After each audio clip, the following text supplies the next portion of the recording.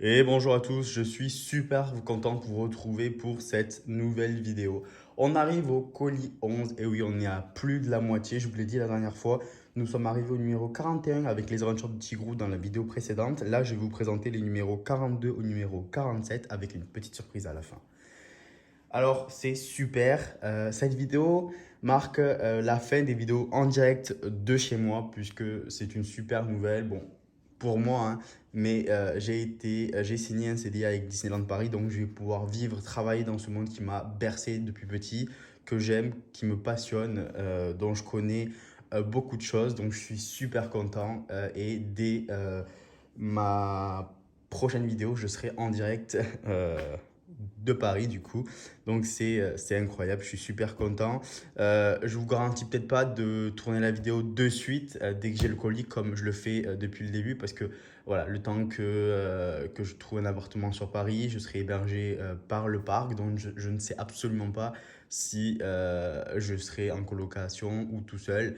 Voilà, j'essaierai de m'arranger pour vous tourner des vidéos. Surtout, je ne sais pas si je pourrai recevoir les colis là-bas. Peut-être que ce sera toujours mes parents qui les réceptionneront et je les récupérerai plus tard. Enfin bref, je verrai. Tout ça pour vous dire que je suis super content de cette nouvelle. Et on va commencer de suite avec le numéro 42 qui est un de mes Disney préférés. La princesse et la grenouille. Je le trouve exceptionnel ce dessin animé. Vraiment, je le trouve super. Les musiques sont top. Sur base de la musique de Nouvelle-Orléans, la ville elle est splendide, les personnages sont drôles, attachants, pardon, et je les trouve vraiment super. Le prince Naveen qui est top. Je pourrais d'ailleurs faire le prince Naveen à Disney. Mais voilà, en tout cas, je trouve ce Disney formidable. La robe de Tiana, la robe bleue. Alors, je sais que les gens la préfèrent avec sa robe bleue. C'est vrai que ça lui une couleur qui lui va très bien. Elle a une très jolie peau, donc forcément, ça lui va bien. Moi, je préfère la Tiana avec sa robe verte. Pour moi, le vert, c'est la couleur de Tiana. Voilà, on la voit en grenouille ici. Et avec sa robe à la fin, elle est splendide. La Nouvelle-Orléans, ça doit être une ville magnifique. Mon père a eu la chance de passer un nouvel an là-bas. Il était parti avec le travail et donc il a fait le nouvel an là-bas avec ses collègues. Ça doit être une ville magique et magnifique. Les photos qu'il nous a ramenées sont superbes. Voilà, c'est vraiment un Disney que j'apprécie vraiment. Vachement drôle, voilà. Pour moi, le prince Naveen et la princesse Tiana, ils sont magnifiques. Regardez-moi ça. Voilà. Le couple Gold. Voilà. On va passer tout de suite à la présentation de la figurine. La figurine dont je suis super content parce que j'avais vu des images pas forcément. Hop, je vais mettre ça là-bas. Pas forcément réussies. Et je trouve pour le coup que le visage est plutôt bien fait. Voilà, une petite marque ici, mais ça va pouvoir s'enlever. Voilà, en tout cas, je suis super content et je suis content qu'il ait fait dans sa robe verte parce que pour moi, c'est vraiment la robe de Tiana. Je la préfère avec sa robe verte. Voilà. Elle est vraiment superbe. Et puis, je trouve que vraiment l'effet robe, vous savez, je sais plus comment ça s'appelait à l'époque, ce que les femmes mettaient sous leur robe. J'ai oublié. J'ai oublié. J'ai regardé pourtant, j'ai revu la série Versailles avec ma mère il n'y a pas longtemps et on parlait justement de ça. Voilà, on dirait vraiment qu'elle porte ça sous sa robe, mais c'est vraiment le côté feuillage qui donne cet effet. Et je trouve qu'il est plutôt bien, le rendu est plutôt bien fait sur la figurine. On va le mettre ici, on va passer au numéro 43 et je suis super content de vous présenter ce numéro puisque c'est un film qui pour ma part pardon, je trouve sous-coté. C'est The Wild. Alors The Wild, petite info, il a été, on l'a, euh, on l'a accusé d'avoir plagié Madagascar, puisque les films sont sortis la même année, il me semble, et sauf que The Wild est sorti après Madagascar. Alors que The Wild a été créé bien avant Madagascar en réalité, donc aucun des deux n'a plagié sur l'autre. J'étais pas dans les studios à ce moment-là, donc c'est vrai que ma parole n'engage que moi. Mais de mes recherches, ce que j'ai vu, ils n'ont pas plagié. C'est vrai que la trame narrative du début, voilà, il y en a un qui s'en va, on doit le retrouver, on doit l'accompagner. Effectivement, ils ressemblent, mais les personnages, bien que ce soit des animaux plutôt similaires, sont complètement différents. Et je trouve cette histoire entre un père et un fils vraiment plutôt réussie. J'adore la girafe, voilà. Le koala, super sympa aussi. Je pense que la girafe, c'est mon personnage préféré. Bon, je suis complètement pas objectif, puisque la girafe, c'est mon animal préféré. Mais voilà, je trouve The Wild super. C'est un film que j'ai vu il y a pas longtemps en plus, puisque je savais que j'allais le recevoir dans ce colis. Je me suis dit, ça peut être sympa de se replonger dans cet univers. Voilà. Alors, je ne sais pas si vous voyez la qualité de l'image, si vous allez faire la différence ou pas. J'ai changé de téléphone, donc c'est vrai que la qualité est bien supérieure avec celui-là. Je le verrai au rendu, hein. Peut-être que je dis n'importe quoi, mais en tout cas, j'ai l'impression, rien qu'en filmant, que la qualité est largement supérieure. Hop, je vais vous mettre Tiana ici pour que vous la voyez et on va ouvrir la figurine. Encore une fois, j'espère que je ne vais pas regretter de ne pas les avoir pré-ouverts. Pour l'instant, ça a l'air de plutôt bien fonctionner. Et donc, la figurine a décidé de mettre à l'honneur notre cher koala qui est dans une pose vraiment sympathique, puisqu'il fait clairement référence à la Statue de la Liberté. Je ne sais pas si vous... Voilà. Et je le trouve plutôt bien. Vraiment. Et je suis content d'avoir ces figurines et c'est aussi pour ça que j'ai fait cette collection. Honnêtement, je vais vous faire un aveu, je les ai tous écoutés, les 41 premiers Audiocom, juste pour voir ce que ça donnait, voilà. Puisque j'avais rien à faire pendant une journée, vraiment, j'ai pris une journée tranquille. Je me suis dit, bon, t'as qu'à les écouter, pas tous d'affilée, mais voilà, je les ai écoutés comme ça. Et ils sont plutôt pas mal, mais c'est vrai que cette collection, je la fais surtout pour les figurines. Et c'est surtout pour des personnages dont on n'a pas l'habitude de voir en produits dérivés, en merchandising. Je les trouve formidables et c'est vrai que les produits dérivés de The Wild, il y en a eu très peu. Les figurines qu'on peut retrouver encore actuellement, c'est des figurines qui étaient sorties à l'époque, en 2006, à McDo. Donc je peux vous dire que ça date. Mais voilà, c'est pareil. Il me tarde de recevoir la figurine de Taram et le chaudron magique, de Dinosaures, de Chicken Little, tous ces films dont on a très peu finalement de représentation. Le numéro 44, c'est un film que j'adore. Il ne fait pas partie, effectivement, de mes films préférés. Il ne fait pas partie de mon top 12. Il ne fait pas partie de mon top 30, mais il est vraiment pas loin. Parce que c'est un film que j'adore. Le chanteur, c'est Phil Collins. On ne peut que apprécier... pardon, je vous ai bousculé. Que apprécier Phil Collins. Je vais commencer par vous réouvrir. Ça sera fait au moins... mais c'est vrai que Frères des ours, c'est un film que je peux regarder sans modération parce que je le trouve très joli, plein de poésie. Cette histoire, finalement, qui commence en étant l'histoire de trois frères, puisque ce sont trois frères qui vivent dans il y a des milliers d'années, comme c'est écrit là, je n'arrivais pas à trouver mes mots. Et c'est vrai que il y a un drame qui surgit, puisque l'un d'entre eux meurt. Je ne vous spoil pas, hein, je pense qu'il y a prescription maintenant. Mais c'est vrai qu'avec cet esprit de vengeance, comme on peut le voir, Kinaï, donc le personnage principal du film, va vouloir se venger. Et il tue l'ours qu'il pense responsable de la mort de son frère. Et les esprits décident de le changer en ours. Et il rencontre à ce moment-là un petit ours nommé Koda. Et il se rend compte plus tard que ce petit ours, c'est que l'ours qu'il a tué au début du film ont un lien bien plus important qu'il le pense. En tout cas, c'est un film plein de poésie avec des musiques magnifiques. J'adore les chansons, vraiment, je les trouve formidables. Surtout, bon, Je m'en vais bien évidemment en chemin, qui est formidable, Les grands esprits. Et c'est vrai que récemment, je me suis pris d'affection pour la chanson Bienvenue, que je trouve formidable. Et je pense que je me la mettrai quand j'irai travailler à Disney. Voilà. En tout cas, je suis super content. Je vous le présente, pardon. J'ai du mal à trouver mes mots aujourd'hui, hein. Voilà, la figurine est plutôt pas mal. Je le trouve assez foncé, mais vous me direz si on les met à côté, bon, c'est plutôt pareil. Je sais pas, peut-être que c'est le contraste entre ces deux couleurs qui me fait bizarre, mais en tout cas, la figurine est plutôt jolie. On reconnaît le personnage et je suis super content. J'étais persuadé qu'ils allaient faire Kinaï. Ils ont fait le parti pris de faire Koda, pourquoi pas, et moi ça me va très bien, je le trouve très mignon, j'adore ce personnage, donc c'est super. Le numéro 44 avec Koda. On passe au numéro 45, le numéro 45 qui est dédié au monde de Ralph. Alors, les mondes de Ralph, contrairement à ce que beaucoup peuvent penser, ce n'est pas un Pixar.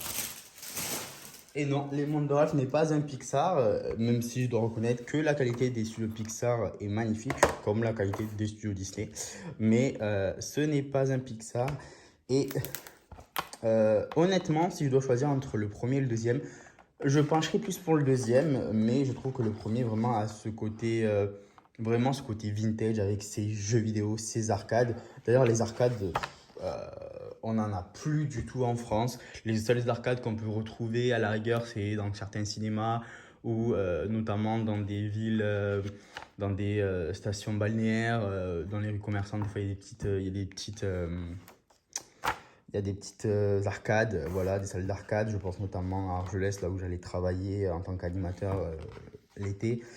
Mais voilà, c'est vrai qu'il y en a très peu en France, aux États-Unis, il doit en rester encore peut-être, j'imagine. Mais c'est vrai que je trouve ça formidable et retrouver ces personnages. Dans le film, on retrouve Pac-Man, on retrouve le personnage de Mario. Enfin, je trouve ça formidable et je trouve les personnages attachants également. Vanellope, vraiment, c'est sûrement la chouchoute de beaucoup. Mais Ralph, on a envie vraiment que ce méchant de jeu, entre guillemets, soit l'ami de tout le monde, qui se fasse aimer pour ce qu'il est, puisqu'il a beau être le méchant de son jeu, ça reste un homme avec un cœur énorme. Et donc la figurine lui rend hommage, c'est tout ce qu'il y a de plus normal, je trouve. Vraiment, on va ouvrir ça. À chaque fois, j'ai peur de faire mal à la figurine. Je vais pas lui faire mal, vous avez compris, hein, mais métaphoriquement. Voilà, je fais n'importe quoi moi avec les boîtes. De toute façon, tout ça, je les jette, je ne les garde pas. Ce ne sont pas des figurines fragiles, donc si je les prends avec moi, par exemple, sur Paris ou peu importe, elles ne vont pas s'abîmer, même si elles s'entrechoquent. Ça ne fait pas de dégâts, contrairement à la collection des Disney Hachette par exemple, ou Mickey Donald et compagnie.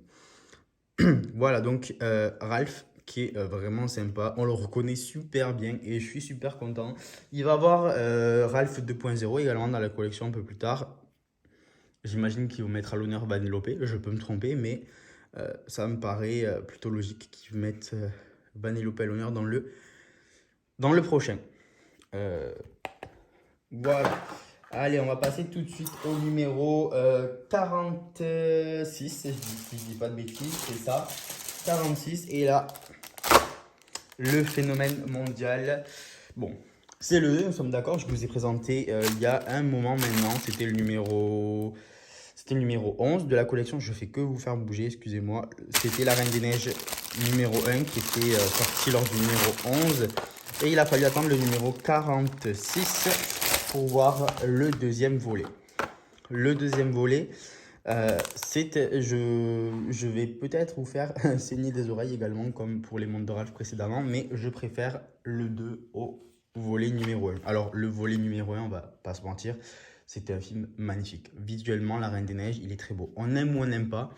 Je suis pas forcément plus fan que ça des films de princesses. Et pourtant, euh, rien que dans mon top 10, il y a trois princesses, trois films de princesses. Donc voilà, je suis peut-être pas finalement hyper objectif en disant ça. Mais c'est vrai que si on n'est pas forcément fan du côté très féerique, toujours dans la douceur du premier numéro, on sera satisfait de voir ce deuxième numéro, je trouve, avec beaucoup plus de rebondissements, beaucoup plus d'action. Euh, Vraiment, le un, je vais le regarder avec plaisir, mais le 2, je peux le regarder.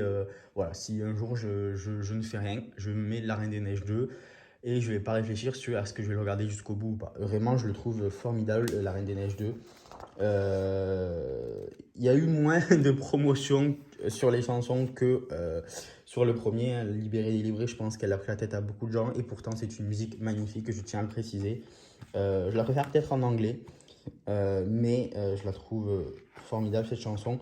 Et il y a de très jolies chansons également, une très jolie bande son sur La Reine des Neiges 2. On découvre de nouveaux personnages que de suite on trouve attachants. On retrouve les personnages de base avec Olaf, Sven, Christophe, Anna et Elsa. J'adore beaucoup. Là, il l'appelle le Noc, le cheval d'eau. Je le trouve vraiment très joli ce cheval. Voilà, enfin, ouais. En tout cas, La Reine des Neiges 2, c'est un Disney que je conseille à tout le monde de regarder si vous ne l'avez pas encore vu. Et la figurine, C'est super, je suis content. Puisque sur la Reine des Neiges, premier du nom, la figurine qu'ils avaient choisi pour le présenter, c'était Olaf, qui est plutôt normal, puisque Olaf, c'est un personnage hyper populaire, hyper aimé. Donc ça ne me dérangeait pas. C'est vrai qu'au début, j'étais surpris de ne pas voir Elsa sur la figurine. Et je me suis dit, bon, ben, ils vont peut-être Anna et Elsa pour le numéro 2, puisque je savais qu'il allait avoir le numéro 2 dans la collection. Mais non, ils ont décidé de mettre uniquement Elsa. Bon, pourquoi pas, tant pis pour Anna. Mais en tout cas, la figurine, elle est vraiment magnifique. Je ne sais pas si vous voyez ça. Et puis surtout, c'est la première fois dans cette collection, on a une figurine pailletée. Si le focus veut bien se faire, regardez-moi ça. La figurine, elle est pailletée, elle est magnifique. Vraiment, elle est super, super jolie. Vraiment, je la trouve canon. Je sais pas ce que vous en pensez, mais le focus ne veut pas se faire. Je la trouve canon, cette figurine. Vraiment, elle est très jolie. On reconnaît bien Elsa avec sa couette, sa tresse, pardon. Vraiment, très jolie. Voilà. C'est vrai qu'il y a des petits défauts de temps en temps, mais c'est vraiment des petits défauts moindres. C'est-à-dire qu'avec avec un coton et du dissolvant doux, ça s'enlève directement. Ce sont juste des petites marques lors de la fabrication, c'est rien de grave. Et vraiment, encore une fois, dans cette collection, c'était pas les figurines la priorité. Dans le sens où voilà, c'était vraiment l'audioconte, écouter ses histoires préférées en audioconte. Et donc on aurait pu dire que la qualité des figurines laissera à désirer. Et je suis vraiment pas déçu. Honnêtement, je suis vraiment pas déçu. Et on enchaîne avec une nouvelle suite, et oui, puisque vous l'avez compris, maintenant, comme nous sommes déjà à plus de la moitié, nous allons avoir affaire à pas mal de suites de Disney populaires. Il y a encore des Disney que j'attends avec impatience. Je pense notamment à Oliver et compagnie, à Taram et le chaudron magique. Mais il y a aussi beaucoup de suites qui vont arriver, dont certaines que j'aime énormément, comme Le Roi Lion 2, comme Peter Pan 2. Forcément, Peter Pan étant mon Disney préféré, je ne pouvais qu'apprécier le 2, même si je sais que le 2 ne fait pas forcément l'unanimité, mais moi, c'est un Disney que j'aime beaucoup. Enfin bref, on n'est pas là pour parler de Peter Pan 2, mais bien du monde de Dory. Excusez-moi, j'essaye juste d'ouvrir la figurine en amont. Le monde de Dory, qui est sorti, si je ne dis pas de bêtises, en 2017. Vous me dites en commentaire si je me trompe, mais il me semble qu'il est bien sorti en 2017. C'est une suite vraiment que j'aime beaucoup. Plus de 13 ans après le premier, je pense, 13-14 ans après le premier. Et je le trouve plutôt bien fait. C'est vrai que je me suis dit, bon, Dory, c'est un personnage qu'on apprécie. Faire une histoire entière sur Dory, est-ce que ça valait vraiment le coup? Est-ce que ça valait pas mieux le coup de faire directement un Monde de Nemo 2? Et je trouve finalement qu'ils ont bien fait de faire le monde de Dory, puisque finalement on se met à la place de Dory avant qu'elle rencontre Marin et Nemo. Et son histoire personnelle, je la trouve formidable, qui est finalement en parallèle avec les deux premiers protagonistes du premier numéro, pardon. Et je le trouve vraiment drôle, super. D'ailleurs, quand ils arrivent à l'Institut, c'est la voix de Claire Chazal qu'on entend. Et en fait, dans chaque pays, si j'ai bien compris, c'est la voix d'un présentateur célèbre qui parle et je trouve ça formidable. Vraiment, je trouve ça formidable, ce petit clin d'œil qu'ils ont fait finalement. On entend la voix de Claire Chazal dans le film Le Monde de Dory, je trouve ça formidable. Voilà. Et vraiment, pour le coup, je ne saurais pas choisir lequel je préfère entre le monde de Nemo et le monde de Dory. C'est vrai que mon cœur me dirait plutôt le monde de Nemo, puisque c'était le premier. Je l'ai vu quand j'étais petit au cinéma, le monde de Nemo. Je l'ai adoré, je l'ai trouvé formidable. Mais je dois reconnaître que le monde de Dory, quand même, il envoie du lourd. La figurine, elle est formidable également. Vraiment. Pleine de détails. Vraiment, on reconnaît magistralement Dory. Hein, vraiment. Elle est hyper bien faite. C'est vrai que les animaux sont toujours plus faciles à faire que les personnages humains. Je la trouve formidable. Honnêtement, je la trouve géniale. Voilà. Et elle va aller rejoindre son petit Nemo. Avant de vous quitter, je vais vous montrer un petit cadeau que j'ai eu avec cet envoi. Vous le savez, je suis abonné à l'offre Premium. Et donc, à l'offre Premium, on a le droit à 6 figurines supplémentaires. J'ai eu, lors du précédent envoi, la figurine de Big Ben et Lumière. Je vais vous les présenter. Et avec cet envoi, deux nouveaux personnages. J'ouvre leur emballage et je vous les montre de suite.